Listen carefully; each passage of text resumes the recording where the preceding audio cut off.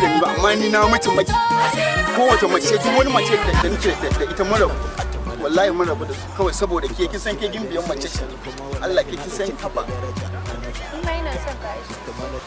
ka kira ruwa kai mana ka kira Aisha ya kike ne ki kwana biyu ne ku lafiya kuwa an ko ki je irin ki koye din nan kawai sai wani jin daɗi ki yi kawai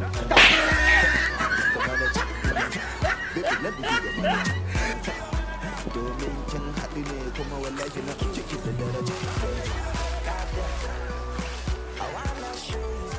Baby na ga kin shiru lafiya kuwa? Sai ni saka rena ne. Ne me faru kuma? Me faru? Kamar ni? Me faru kuma? Me faru? Kama baby.